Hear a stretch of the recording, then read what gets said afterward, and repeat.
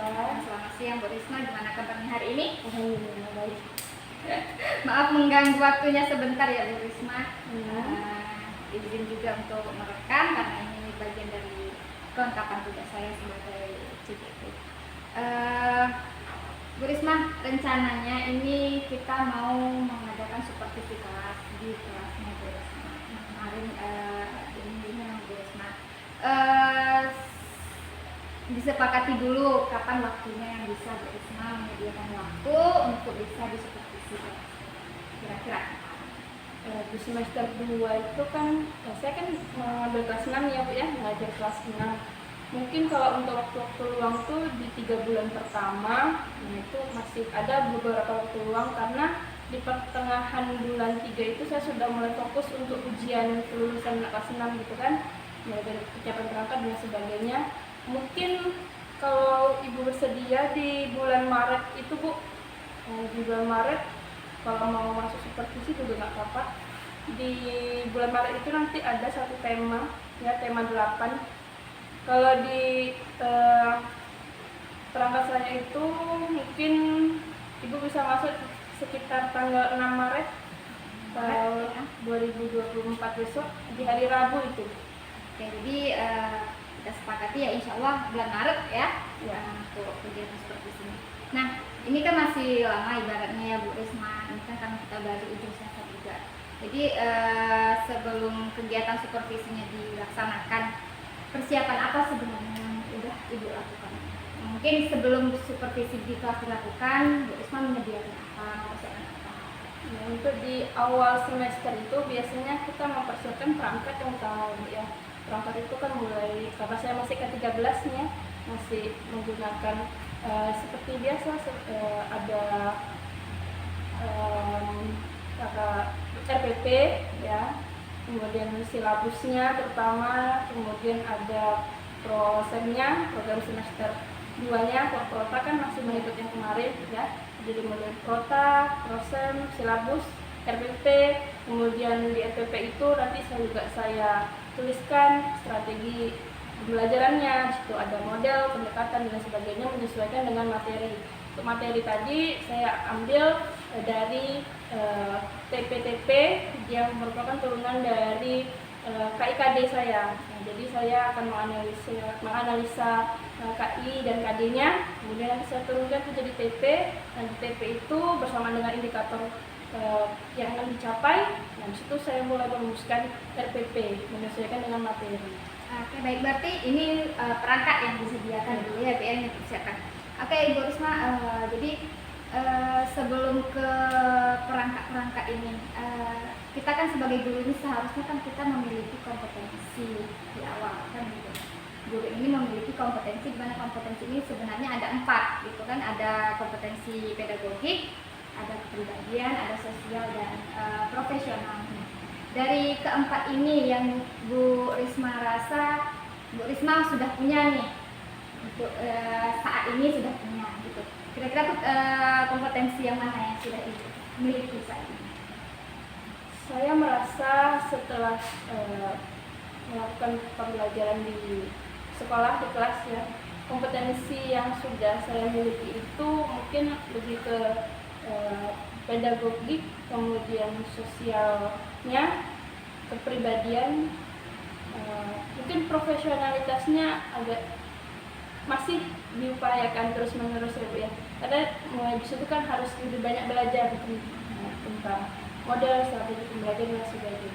Mungkin yang bisa saya sampaikan saat ini lebih ke kepribadian sosial dan pedagogiknya. Iya, secara manusia kita makhluk sosial yang sudah kita miliki, berarti memang ya kita dulu sebagai makhluk sosial dan berkepribadian ya Bu. Gitu ya Bu Risma ya. Jadi dari yang Ibu sampaikan tadi, kalau saya menangkapnya kompetensi yang ingin dikembangkan saat ini kompetensi profesional ditambah dengan pedagogik juga. Oke. Apa yang membuat Ibu merasa harus dikembangkan lagi pedagogik dan profesional? Dari pedagogik itu sendiri kan, kalau secara saya, pemahaman saya, itu kan berarti kemampuan guru untuk memfasilitasi peserta didik yang beragam di kelas, ya, mengenal peserta didik, kemudian memfasilitasinya dengan minat bakat mereka yang berbeda-beda gitu. Nah, itu harus terus saya asah kemampuan itu, karena setiap tahun anak itu berganti, kemudian kebutuhannya juga berbeda-beda, ya, setiap anak itu kebutuhan minatnya berbeda-beda, kebutuhannya berbeda-beda. Nah, itu yang merupakan tantangan terbesar bagi saya sih. Bagaimana semua anak itu pada saat belajar bisa terfasilitasi semua kebutuhannya. Kemudian kalau untuk profesionalitas itu Bu, memang saya agak sedikit kerepotan sebenarnya untuk menyesuaikan antara model, strategi pembelajaran pendekatan, metode, mana kira-kira yang cocok. Saya sering juga berdiskusi dengan guru-guru senior juga, kira-kira untuk materi ini yang cocoknya apa. Ditambah lagi saya harus menyesuaikan dengan kebutuhan peserta didik di kelas saya. Nah, itu yang menjadi tantangan.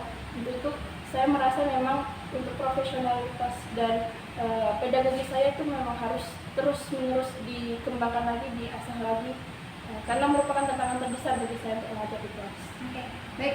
Berarti di sini masalah yang di awal itu berarti pemetaan muridnya ya, Ibu, ya, pemetaan kebutuhan murid, di mana memang seharusnya guru ini sebelum memulai pembelajaran kita mengadakan asesmen awal dulu memang, karena supaya untuk memfasilitasi keberagaman yang ada dari mereka, karena tidak bisa semua satu kelas itu diseragamkan, seharusnya seperti itu kan gitu. Memang semua guru pasti akan belajar juga ini Ibu, termasuk saya juga masih belajar untuk bagian ini, harus masih ditingkatkan juga bagian profesional dan pedagogi semuanya, karena guru ini selain dia mengajar dia juga harus belajar kan begitu, kita sama-sama belajar. Nah, iya benar. Jadi kedepannya nih kan tadi sudah disepakati nih Bu, ke waktu sudah, ke materinya ini masih K13 ya Bu ya? Masih K13, jadi kira-kira materinya untuk di supervisi besok ini materinya tentang apa di kelas ini? Jadi pada bulan Maret itu Bu, sesuai dengan program semester kami itu masuk ke tema 8, judulnya itu Bumiku, ada 3 subtema. Kalau kita masuknya di awal bulan itu berarti subtema 1, perbedaan waktu dan pengaruhnya. Untuk topik materinya itu tentang rotasi dan revolusi bumi. Rotasi dan revolusi bumi. Di situ nanti saya berdasarkan RPP yang sudah saya rancang, saya menggunakan model discovery learning di situ nanti. Ya, dengan metodenya diskusi kelompok dan demonstrasi, pendekatannya kontekstual. Jadi penggunaan untuk lebih detailnya nanti ada di RPP saya. Jelas saya menggunakan model discovery learning untuk materi rotasi bumi. Jadi sudah ditentukan juga dari modelnya, metode, terus ya Bu ya, pendekatannya juga sudah. Dari pembelajaran ini tentu kita ada tujuannya Bu. Tujuan pembelajarannya kira-kira apa dari materi Bumiku ini?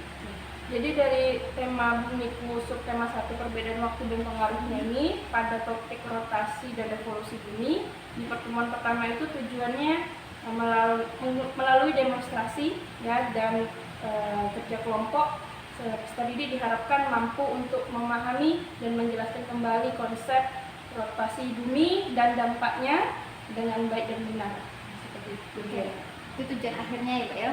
Berarti kalau dari pengamatan saya dari yang disampaikan Ibu ini sebenarnya sudah menerapkan pembelajaran berdiferensiasi, karena sudah ada ibaratnya dari proses tadi Ibu sudah mungkin tadi kerja kelompok itu sudah berdiferensiasi juga, dan terus apalagi demonstrasi.